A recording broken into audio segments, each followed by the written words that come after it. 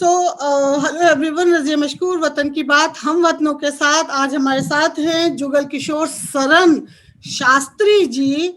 आप सब उनके नाम से अच्छे से वाकिफ हैं क्योंकि उन्होंने तकरीबन 45 साल राम जन्म भूमि मंदिर में as a Purohit, as a महंत अपनी सर्विस दी थी और वहाँ आपने राम जी की जो जो मंदिर है उसकी पूजा की, उसको संभाला।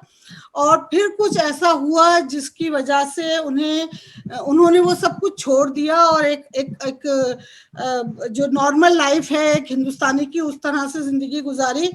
तो हम जल्दी से क्विक हमारे अमरीकी जो दोस्त हैं, जो व्यूअर्स हैं, उनके लिए हम जानना चाहेंगे आपसे।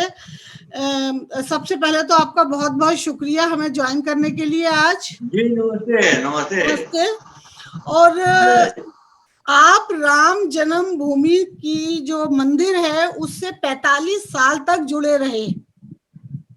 फिर ऐसा क्या हुआ कि आपको ये कहना पड़ा कि जिसने बांटा देश को नफरत का पैगाम, उस मंदिर में भूलकर मत जाना भगवान। ये जो चेंज आया, ये जो तब्दीली हुई आपके जहन में, आपके विचारों में, इसकी क्या वजह थी?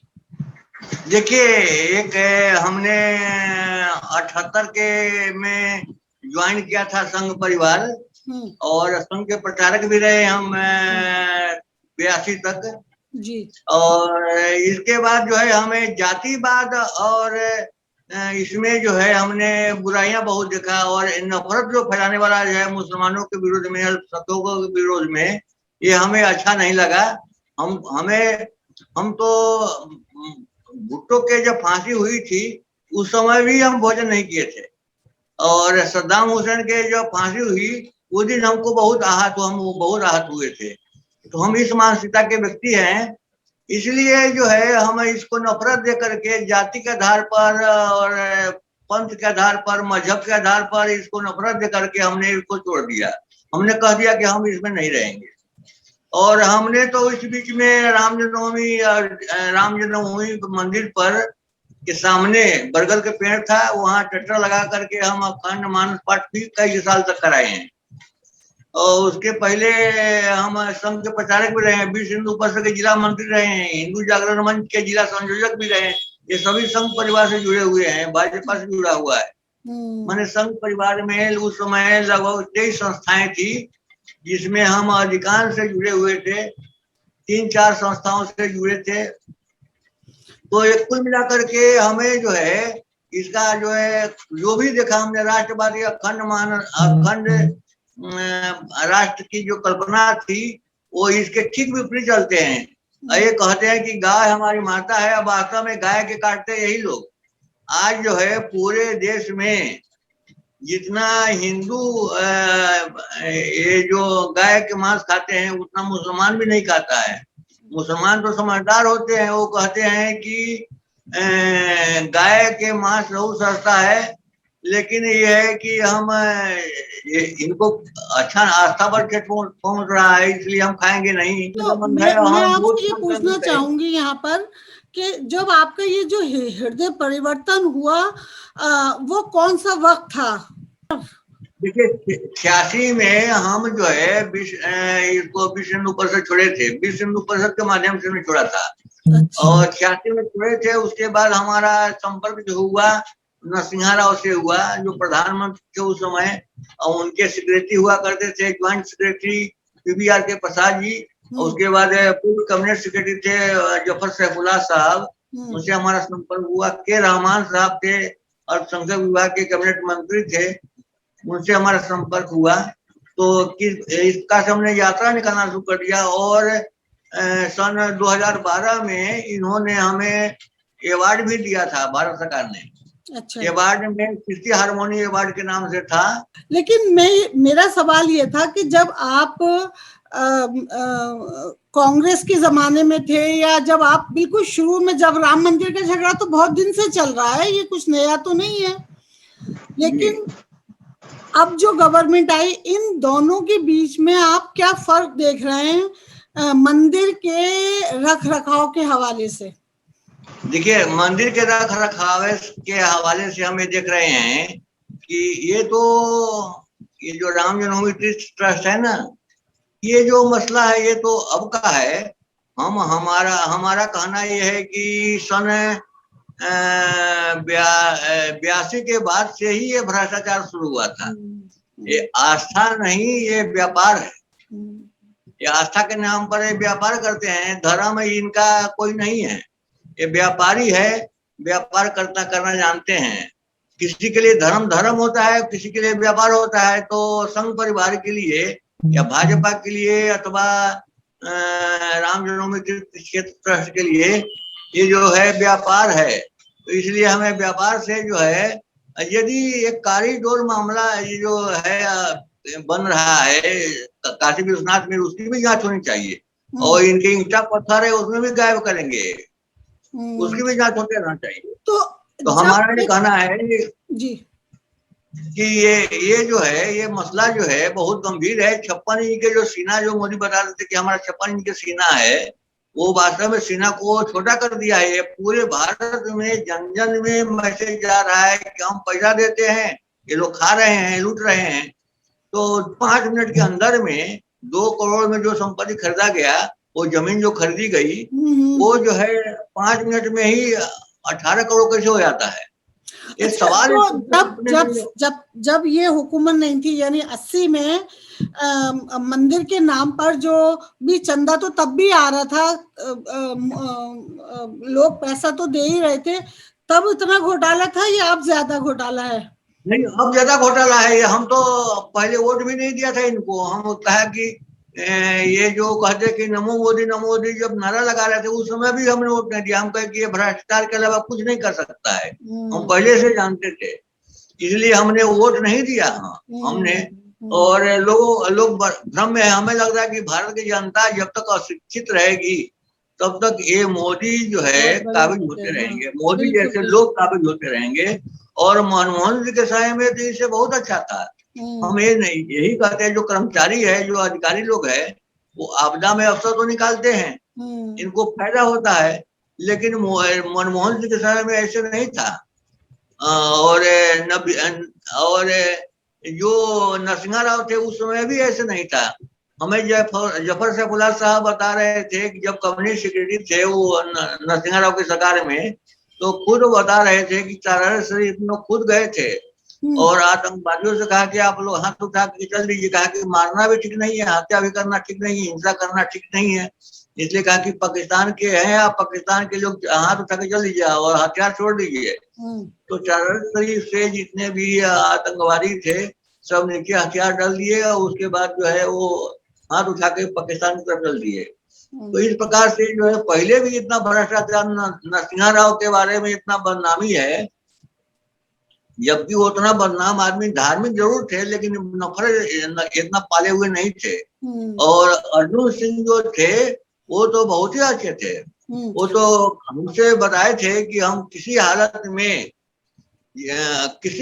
विश्व हिंदू परिषद या उसके संस्था को हम ट्रस्ट बनाने के लिए, मंदिर निर्माण के लिए, हमारी सरकार जब तक रहेगी तब तक हम नहीं देंगे किसी हालत में। अच्छा, तो आपने 2 किताबें भी लिखी है, राम जन्मभूमि और बनाम बाबरी मस्जिद।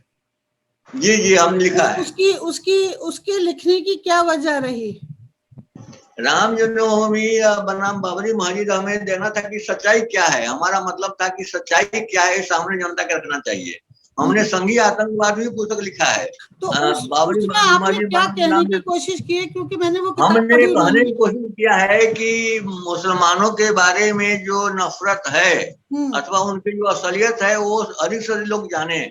संघीय आतंकवाद का मतलब हमारा यही था, लिखने का मतलब यही था। हमने 8 पुस्तक अभी तक प्रकाशन किया है, लिखा है। अच्छा, तो ये जो लिखा है आपने, ये जब मस्जिद तोड़ी गई थी, ये उसके बाद की लिखी हुई है ना? ना, उसके पहले का लिखा हुआ है। जो मंदिर जो आस्था के आधार पर दे दिया था ये गगोई साहब, उससे पहले हमने लिख लिया था, हमने प्रकाशित हो चुका था सब। अच्छा, तो पता नहीं कि इसका हमने पॉपुलर फ्रंट ऑफ इंडिया के हमने जो लगभग 25,000 से ऊपर लोग थे, इंदिरा गांधी स्टेडियम में, इलाहाबाद में हुआ, क्या हुआ था दिल्ली में, उसमें भी मैं गया था मुख्य वक्ता के रूप में। तो वहाँ हमने कहा कि ये तो है राम, वास्तव में ये तो मुसलमानों की संपत्ति है, लेकिन मिलेगा नहीं, क्योंकि आस्था जो है आपके कानून पर भारी पड़ता है भारत में। करेक्ट। नहीं ठीक है, चलिए देखिए, भगवान का घर है, अल्लाह का घर है, जो भी रहे क्या फर्क पड़ता है उससे। लेकिन आप ये बताइए, आस्था जो है वो बहुत बहुत भारी चीज है, बहुत बहुत मतलब इमोशनल चीज है।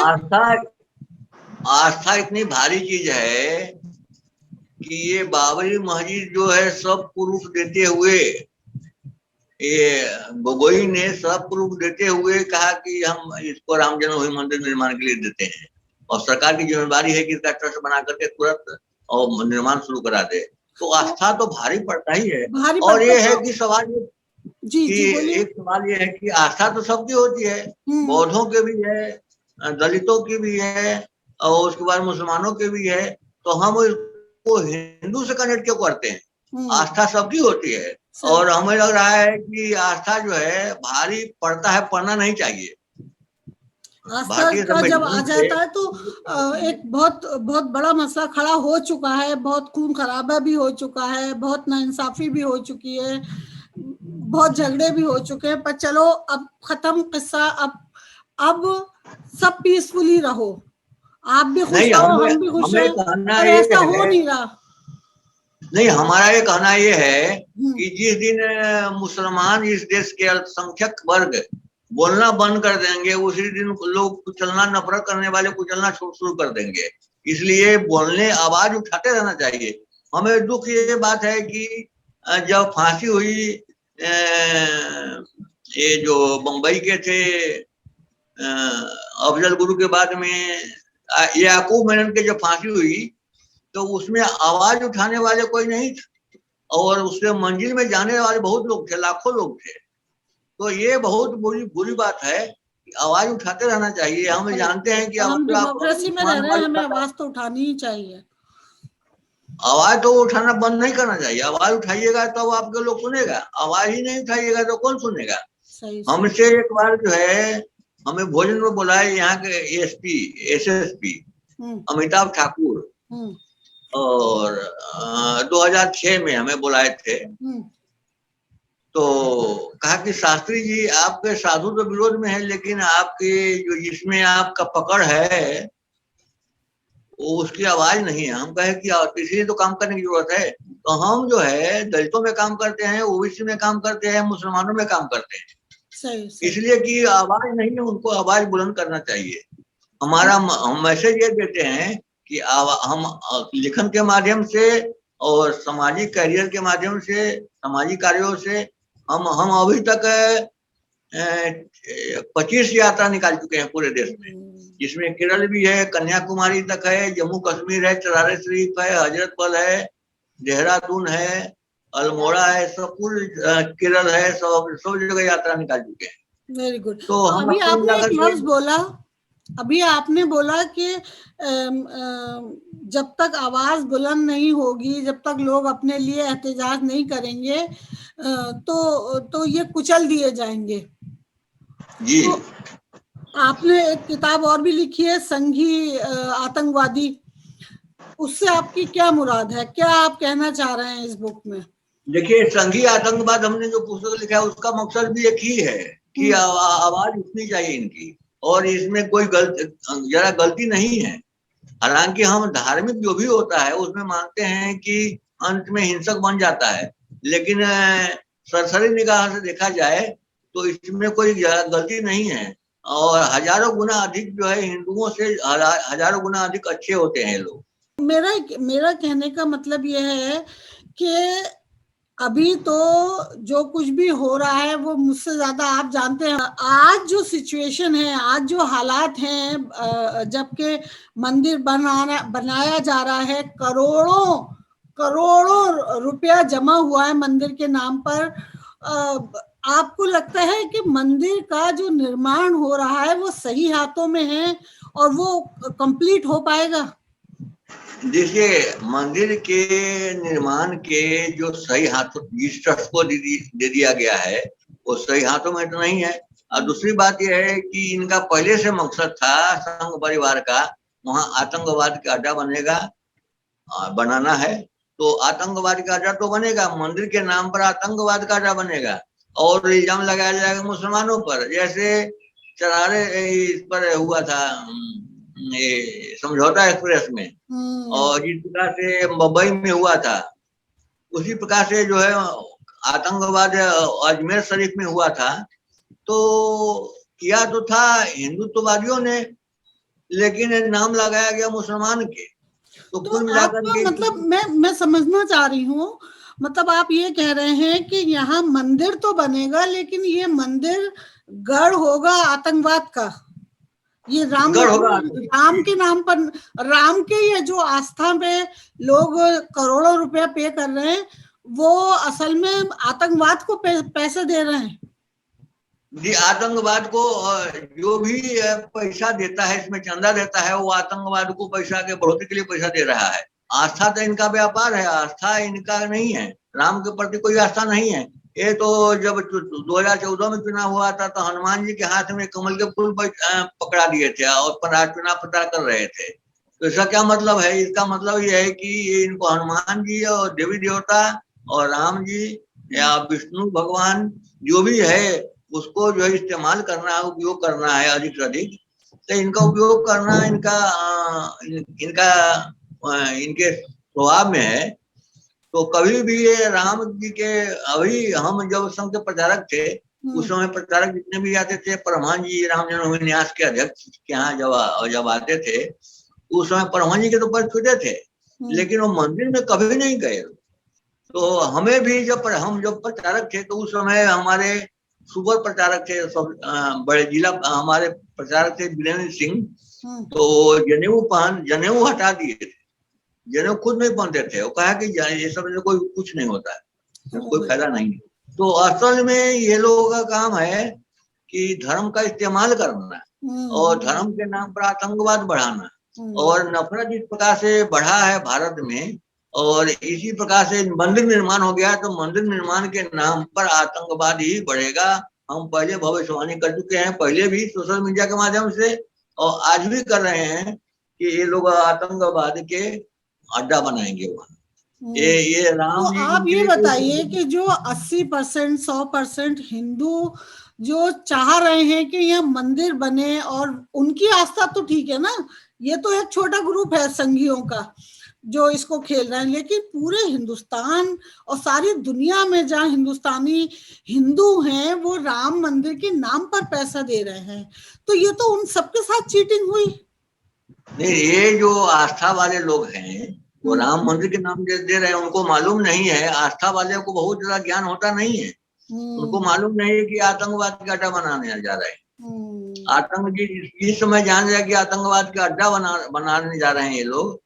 और देखिएगा यदि मंदिर निर्माण हो जाए तो कुछ समय के बाद में आतंकवाद का अड्डा बनेगा, पूरे देश में अल्पसंख्यकों पर, विशेष करके मुसलमानों पर और ये देश के दलितों पर अत्याचार उत्पीड़न शुरू हो जाएगा। लेकिन मैं यहाँ आपसे एक और ये बात भी पूछना चाहूंगी कि जो कुछ भी इस वक्त हो रहा है, और अभी भूमि पूजन हुआ, कोविड था मगर फिर भी वहां पे अमित शाह जी भी थे और मोदी जी भी थे, योगी जी भी थे, सब थे, लेकिन आपको वहां जाने से मना किया गया था, तो आपकी क्या फीलिंग थी उस वक्त? देखिए, मोदी के कार्यक्रम हमें मना नहीं किया गया था, हमें निमंत्रण कार्ड नहीं आया था। अब मोदी जी के कार्यक्रम में जो जिसने हजारों मुसलमानों को, ये जो गोधरा कांड के बाद जो है हजारों मुसलमानों को कत्लेआम कर चुका था, उसके कार्यक्रम में जाने से क्या फायदा? हम तो जाते भी नहीं, हमारे पास निमंत्रण भी आता तो हम नहीं जाते वहाँ।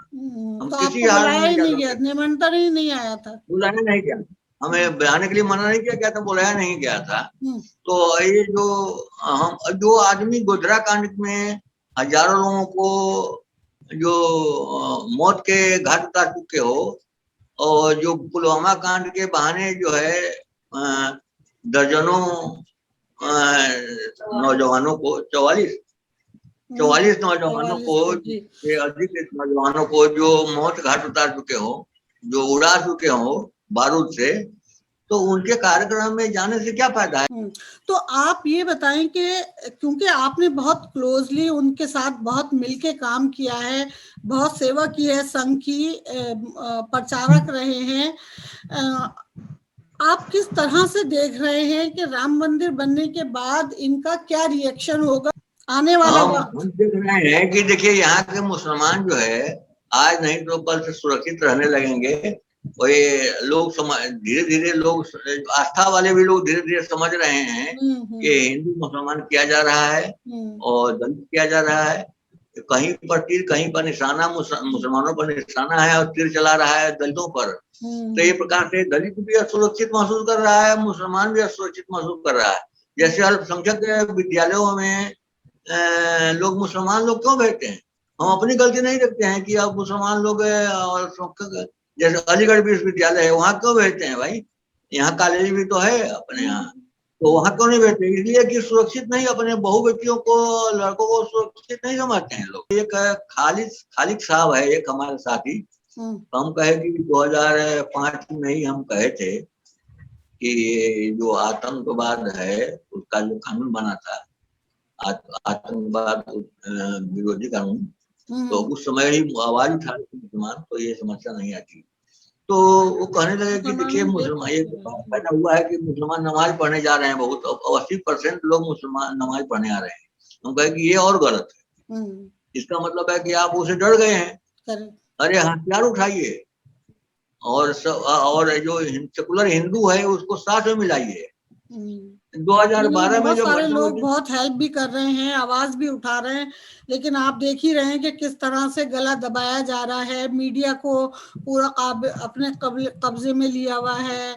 तो हालात तो बहुत अच्छे नहीं हैं और आने वाले वक्त का जो एक वाइब्स आती है ना, जो एक फीलिंग आती है कि भाई आने वाले वक्त में कुछ गड़बड़ हो सकती है, वो आगे आने वाले जो है, हम एक ही लोग जनता से चाहते हैं कि जो सेकुलर लोग है एक दूसरे से सब सेकुलर लोग, चाहे हिंदू हो, चाहे मुसलमान हो, चाहे दलित हो, चाहे ओबीसी हो, सब मिलजुल कर रहे और इसके लिए जागृति पैदा करें। और हम मुद्दा जो है हिंदू मुसलमान के नहीं बनने दे। हमारा असली मुद्दा जो है विकास का मुद्दा होना चाहिए और हिंदू मुसलमान नहीं हो, इंसानियत की सोच हो, यही हम चाहते हैं। इसके लिए हम प्रयास कर रहे हैं। इससे हमें ध्यान देना चाहिए। पाखंडवाद जो है, देखिए पाखंडवाद क्या होता है, जितने भी हम पाखंड करते हैं, जैसे लूटपाट करते हैं, लूटपाट वही पाखंड जो है वो बाद में परंपरा बन जाता है, परंपरा वही संस्कृति बन जाती है। संस्कृति, भारत में कोई सभ्यता तो है, कैसे जीते थे, कैसे खाते थे, तो ये सभ्यता की जरूरत है, संस्कृति की कोई जरूरत नहीं है। अच्छा, मैं आपसे ये और जानना चाहूंगी कि आप इतना खुल के बात करते हैं, किताबों में आपने लिख दिया है और आप ऐसे रहते हैं वहां, तो आपको कुछ परेशानी होती है सिस्टम की तरफ से? देखिए, सिस्टम की तरफ से परेशानी ये होती है कि बार बार हम 13 बार जेल जा चुके हैं।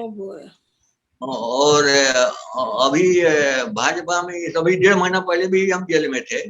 अच्छा, तो सिस्टम की तरफ से परेशानी तो है ही, लेकिन हम लड़ाई लड़ते हैं। तो कुल मिलाकर के स्थिति ये है कि, और रिकॉर्ड हम ये है, हमारा रिकॉर्ड ये है कि 2017 में जब हमें ब्रेन ट्यूमर हुआ था, तो उस समय सरकार ने स्वयं आगे आकर के खर्चा दिया था और ठीक कराया था। कब और की बात है? किस सन की बात है? ब्रेन ट्यूमर हुआ था हमें। हाँ, नहीं, किस सन में हुआ था? 2000 वो तो हुआ था 2015 से ही। और 2014 में जब हमें जेल ले गया था तो फोन आया मुख्यमंत्री का कि आप जो है इसको, वो तो उनको फांसी में चढ़ा दीजिएगा, तभी वही कहते रहेंगे। वो तो बहुत विचित्र व्यक्ति है। आप जो है पूरा प्रशासन जाइए, जिले के प्रशासन, और उसको पहुंचाइए स्थान हो। तो 12 बजे रात्रि में पहला रिकॉर्ड हम इंडिया के है कि इसको 12 बजे छोड़ा गया है। तो एक ये भी है, हमें फायदा भी है और नुकसान ये हुआ कि बार बार हमें जेल जाना पड़ता है। ये नुकसान हुआ है और सिस्टम से हमें परेशानी तो है ही, लेकिन हम परेशानी पर ध्यान नहीं देते हैं। असली बात यह है कि समाज हमसे बड़ा समाज है। हम जो मुसलमान है और दलित है, ओबीसी है, इसी में हम काम करते हैं ज्यादा। और हमारा दुश्मन जो है लोग अपना मानते हैं, वो विशेष करके भारत के जो उच्च जाति के लोग अपने को कहते हैं, वही अपने आप दुश्मन मानते हैं। जैसे लालू यादव को लोग मानते हैं निर्दोष थे लेकिन जेल में थे, उसी प्रकार से जैसे मुसलमान जो है आतंकवाद में चले जाते हैं, 20 साल के बाद जो है वो निर्दोष छोड़े जाते हैं। तो हम इस सवाल को उठा रहे हैं कि जो 20 साल तक या 10 साल से अधिक जेल में रहा है, जो युवक रहा हो आतंकवाद में, उसको जो है कम से कम 10 लाख रुपया जो है मुआवजा उसको दिया जाए। हम इस सवाल को उठा रहे हैं। गए बच्चे जवान हो गए, जब माँ बाप वापिस आए तो बहुत तकलीफ बात है, पर क्या करें, फिलहाल सिस्टम ऐसा है। आप मुझे ये बताइए कि ये पूरी जो पार्टी है, ये पूरी पार्टी ब्राह्मणों की है। आपको लगता है कि इसमें अदर जो कास्ट हैं, जो अदर जाति के लोग हैं, उनको वो मुकाम मिलेगा, वो रुतबा मिलेगा जो ब्राह्मणों को है? देखिए, रुतबा तो नहीं मिलेगा, चाहे रामनाथ कोविंद हो, राष्ट्रपति हो, रुतबा तो नहीं मिलेगा। वो तो भला उठा करके, त्रिशूल उठा करके वो सुरक्षा में ही रहेंगे, मोदी के सुरक्षा में ही रहेंगे। हमारा यही, लेकिन ये है कि पैसा मिल जाता है कि पैसा खाओ, हमारे साथ रहो। ऐसे आने वाले चुनाव में अब जो ये कोविड हुआ है, इतना सारा कोरोना फैला, इतनी सारी मौतें हुई, आपको लगता है कि आने वाले चुनाव में इसका असर पड़ेगा? देखिए, असर तो जरूर पड़ेगा। ये जो विशेष करके जो राम जन्मभूमि की जमीन खरीद फरोख्त का मसला है, ये बहुत जितना अभी तक चल रहा है, भ्रष्टाचार है, 84 चल रहा है, लेकिन इतना ज्यादा जो है ये जिस प्रकार से 56 इंच सीना को जो है 5 इंच सीना से भी कम कर दिया है, इतना कभी नहीं हुआ था। और ये मसला जो है पूरे दुनिया का बन चुका है, केवल भारत को बन नहीं चुका है। आस्था वाले भी सोचते हैं कि ये हमें गलत जाके ले जा रहे हैं। हमें बजरंग दल के एक रमेश श्रीवास्तव कार्यकर्ता थे, वो कहा कि आपको चाह रहे हैं लोग बम से ऑफिस को उड़ा देना, मंदिर को उड़ा देना। हम कहे कि ये कोई बड़ी बात नहीं है, ये हम झेल चुके हैं। हम जब जिला मंत्री रहे हैं, आप तो बजरंग दल, हम बजरंग दल के जिला संयोजक, यहाँ के सांसद है, तो जिला संयोजक हम ही बनाए थे। सनातन हिंदू धर्म में नहीं है वो, लेकिन अपने को मानता है कि हम सब सुपर हिंदू है। वास्तव में हिंदू कोई है ही नहीं। हिंदू शब्द तो पुराणों में भी नहीं है। हिंदू शब्द हिंदी शब्दकोश में है, जो हिंदू माने होता है काला, काला मतलब चोर चेहरा, यही सब होता है हिंदू माने। ये हिंदी शब्द भी नहीं है। तो कुल मिलाकर के हमें लग रहा है कि ये जो बैकवर्ड को न जाना चाहिए, न दलित को जाना चाहिए, न मुसलमान को भाजपा में जाना चाहिए। जैसे शाहनवाज खान गए हैं, उनकी क्या स्थिति है? केवल पैसा खाए बस, उनको मुसलमानों को कोई स्थिति नहीं। बहुत सारे हैं शाहनवाज, बहुत सारे हैं। अच्छा, मुझे ये बताइए कि जैसे लोग जो मोदी जी के भक्त हैं खास तौर से, वो ये कहते हैं कि मोदी जी सही हैं, वो चाहते हैं कि हिंदुस्तान का विकास हो, लेकिन संघ का प्रेशर इतना है कि वो काम नहीं कर पा रहे हैं। आपका कुछ क्या कहना होगा इसमें? हमारा ये कहना है कि मोदी जी भी संघ के प्रचारक रहे हैं, उनका विकास की सोच ही नहीं इनके पास है। कोई इनके पास ऐसा रूपरेखा नहीं है जो विकास देश कर सके। इनकी विकास तो है कि अखंड भारत की कल्पना करना और उसके बाद जो है भारत को तोड़ना, यही है। जब संविधान को खत्म करने पर लगा हुआ है, तो संविधान खत्म होने पर लोकतंत्र कैसे रहेगा, राजतंत्र रहेगा? तो इनके धर्म ग्रंथों में भी राजतंत्र ही लिखा हुआ है, कहीं कल्पना नहीं है लोकतंत्र का। तो हमें लग रहा है कि कहीं भी संघ परिवार के लोग हो, विकास की कल्पना चर्चा में भी नहीं करते हैं। वो हिंदू मुसलमान को ही विकास मानते हैं। और हमारा देश जो है इस समय टूटने के कगार पर है, और हम चाहते हैं कि संविधान लागू हो। क्योंकि ये लोग 100 साल की मेहनत के बाद सत्ता पर बैठे हैं, तो इतना आसान नहीं होगा हटाना इनको। लेकिन हम तो बस यही दुआ करेंगे कि जो भी आए वो इतनी सद्बुद्धि के साथ जरूर आए कि वतन के सारे लोगों को एक साथ लेकर चलें। मगर आसार थोड़े कम ही हैं, आपने जैसा बताया और जिस तरह आपने हमें रोशनी डाली। आप चलते चलते हमें एक सवाल और ये बता, इसका और जवाब दें कि सनातन धर्म में और आज का जो हिंदू कहलाता है हिंदुस्तान का, उसमें क्या डिफरेंस है? क्या क्या सनातन में ऐसी क्या? सनातन धर्म जो है तो केवल जो है सनातन धर्म तो जो आदिकाल से आ रहा है। सनातन धर्म तो केवल बौद्ध धर्म से लिया गया है, ऐसा धर्म सनातन उसमें कहा गया है। सनातन शब्द जो है उसमें चोरी किया गया है, नकल किया गया है। तो हमें लग रहा है कि धर्म से न हिंदू है न सनातनी है, ये कुछ मिला करके ये दगाबाज है। इनके यहाँ वेदों में, ऋग्वेद में चोरी करना, जुआ खेलना इसको जायज माना गया है, बलात्कार करना भी जायज है।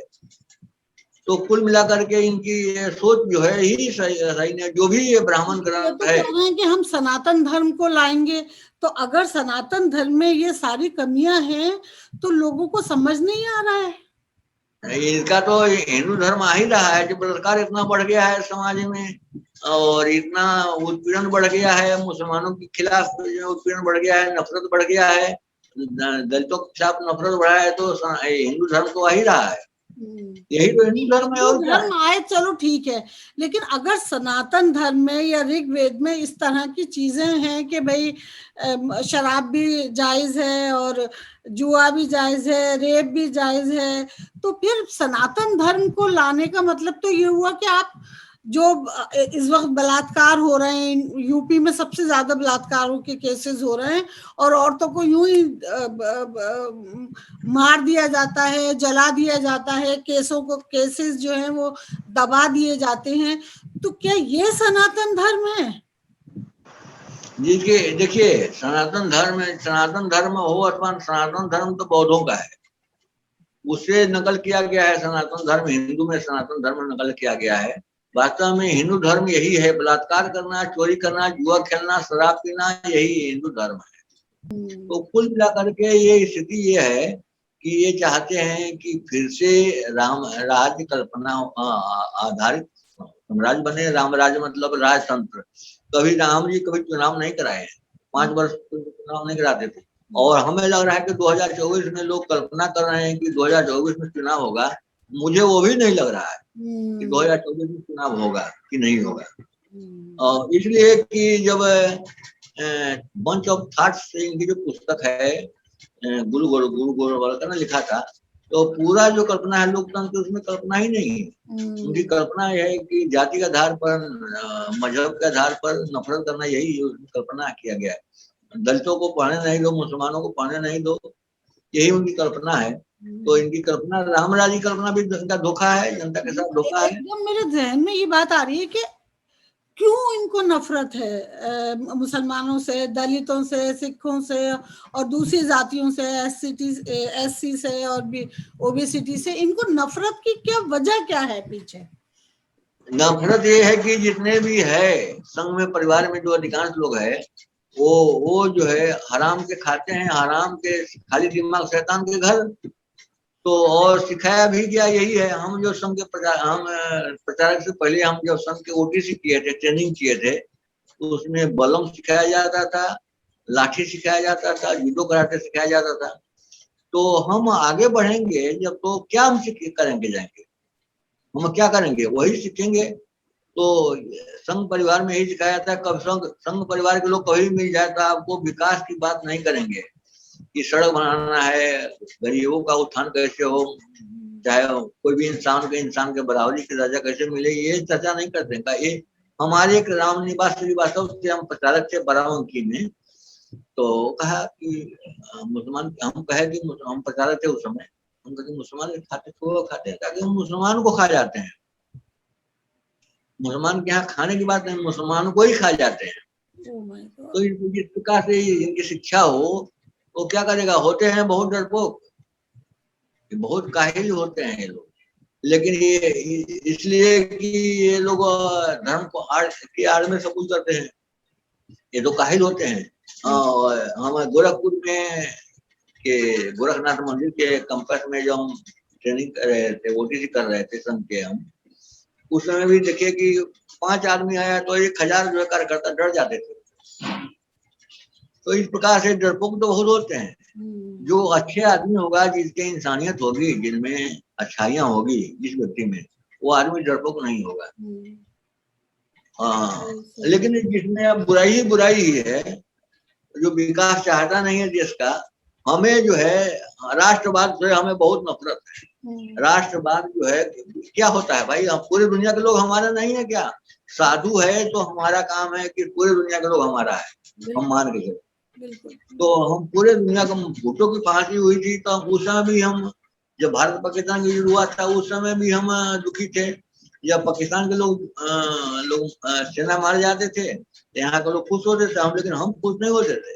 हम कहे कि कोई भी मारा गया, चाहे भारत को मारा गया, चाहे मारा गया तो इंसान ही। इसलिए हम उस समय भी दुखी हमें दुख होता था, कष्ट होता था। तो हम चाहते हैं कि भारत जो है समृद्ध बने, मजबूत बने, और इसी अपना से पूरे दुनिया में विकास प्राप्त होता था। तो हम चाहते हैं कि भारत जो है समृद्ध बने, मजबूत बने, और इसी अपना से पूरे दुनिया में विकास बिल्कुल। हमारे पास इतने अच्छे लोग हैं, इतने टैलेंट है हमारे पास, इतना हमारा युवा जो है, हमारा नौजवान भटकता फिर रहा है, उसको काम पे लगाओ, तरक्की करेगा मुल्क, दुनिया में नाम रोशन होगा। कितना युवा हमारा बेरोजगार फिर रहा है, तो उसके लिए कुछ काम नहीं है। हिंदू मुस्लिम, हिंदू मुस्लिम, हिंदू मुस्लिम, मतलब पड़ोसी को पड़ोसी से नफरत करवा दी है। तो लेट्स सी क्या होता है अगले चुनाव में। लेकिन आपने हमें बहुत वक्त दिया, थैंक यू सो मच। किस तरह से युगल किशोर जी ने सारी सूरत हाल बताई है, और स्कैरी है,